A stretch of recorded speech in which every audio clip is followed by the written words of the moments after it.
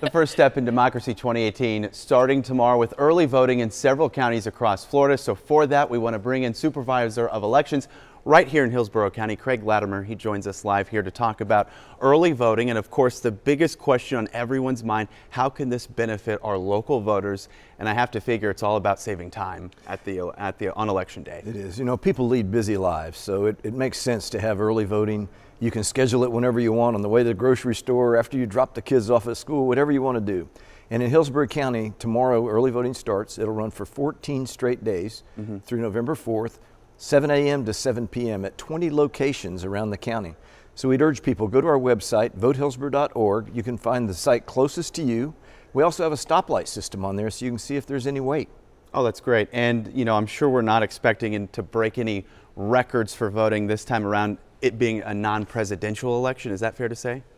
I think there's a lot of excitement out there right now. You know, we've got a brand new governor's seat open, all the cabinet seats. There's a contested Senate seat, a lot of local elections too that have people really energized out there.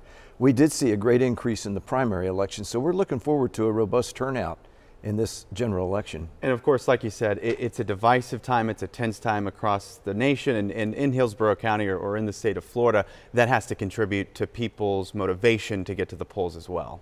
People are energized out there. They're very energized. We're seeing a lot of excitement. Yeah, and when you talk about the convenience of polls and early voting, we wanted to bring up, there's something new happening this year here in 2018. We have a brand new site at the University of South Florida. It'll be at the Yingling Center. You know, the university is impacted by about 60,000 people a day. So we're looking forward to a great turnout there. And what kind of brought that location up specifically? Are we seeing more registered voters in that area of Hillsborough County? It turned out to be just a great spot for us because we didn't have anything in that immediate vicinity. So it's going to be a nice area for people to come vote. And I can't let you go, Craig, without talking about tonight in Tampa. We have all eyes across the country will be watching our gubernatorial race between Ron DeSantis and Andrew Gillum. That has to play a key role in motivating people to vote, maybe even early voting as well. Yeah, I think it will. That's what I said. That people are excited out there. They're motivated. I think we're going to have a great turnout. Real quick, what do you have a checklist for us? What do voters need to remember to make sure they can properly early vote and to make sure their vote counts? Yeah. First things, make sure you're registered to vote.